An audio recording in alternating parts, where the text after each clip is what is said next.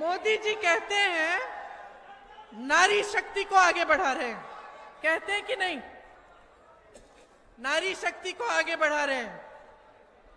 तो अंकिता भंडारी के साथ क्या हुआ?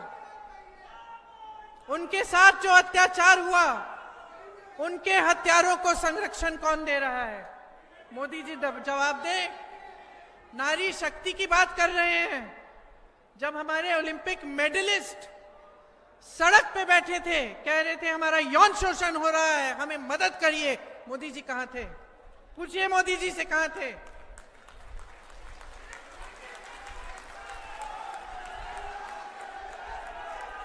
जब हाथरस में एक महिला का रेप होता है और बीच रात में उसका शव जलाया जाता है, जिसने शव जलाया उसका आरक्षण किसने किया? मोदी जी से पूछिए। कल योगी जी आ रहे हैं उत्तराखंड, योगी जी से पूछिए किसने बचाया उनको। योगी जी से पूछिए कि उन नाव की पीड़िता के साथ जो हुआ उसका संरक्षण, जिन्होंने वो किया, उसका संरक्षण कौन कर रहा है? मोदी जी से पूछिए, योगी जी से पूछिए। क्या मतलब है नारी शक्ति का? नारी शक्ति का मतलब ये नहीं है कि आप संसद भवन में एक बिल को पास करें जिससे आप कहते हैं कि नारियों को, महिलाओं को आरक्षण देंगे और वो आरक्षण 6 सालों के लिए नहीं मिलेगा। ये नारी शक्ति के लिए नहीं है, ये अपनी शक्ति के लिए, अपनी सत्ता के लिए है। बस चुनाव आ रहा है, सब समझ गए हैं। आज मंच में बैठा हुआ एक एक नेता समझ गया है कि इस देश की महिलाएं 50% हैं। समझ गए हैं कि महिला का वोट महत्वपूर्ण है। जब मैं चीखती चिल्ला रही थी इसके बारे में, जब मैं कह रही थी कि महिलाओं को सशक्त बनाओ, तब मेरा मजाक उड़ा रहे थे 2-3 साल पहले। अब अचानक पता चला कि महिलाओं के बगैर नैया पार नहीं होने वाली है, महिलाओं के बगैर सरकार नहीं बनने वाली है। तो शुरू हो गई नारी शक्ति की बातें।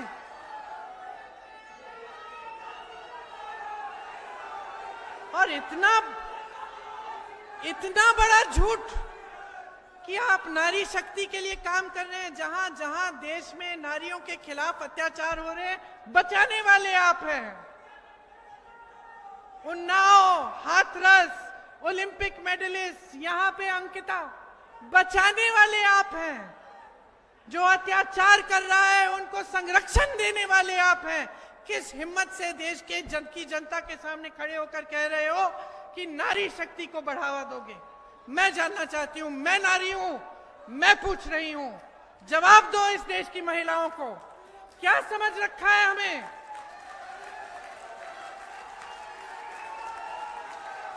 आप चाहते हैं कि इस देश की महिला अनपढ़ रहे और दिन रात आपको पूजे, ये चाहते हैं आप चाहते हैं कि इस देश की महिला कभी अपने पैरों पे खड़ी ना हो।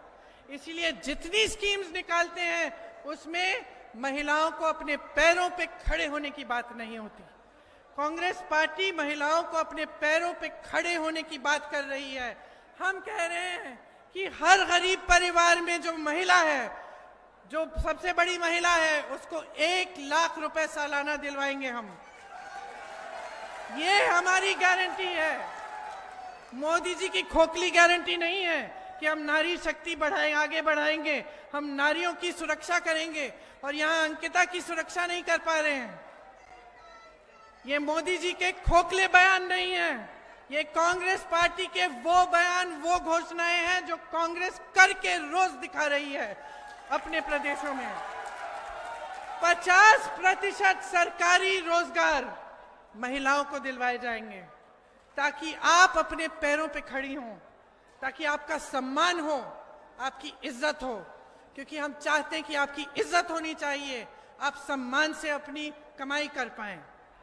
आशा, आंगनवाड़ी की महिलाएं दिन रात काम करती हैं, मिड डे मील की महिलाएं दिन रात काम करती हैं।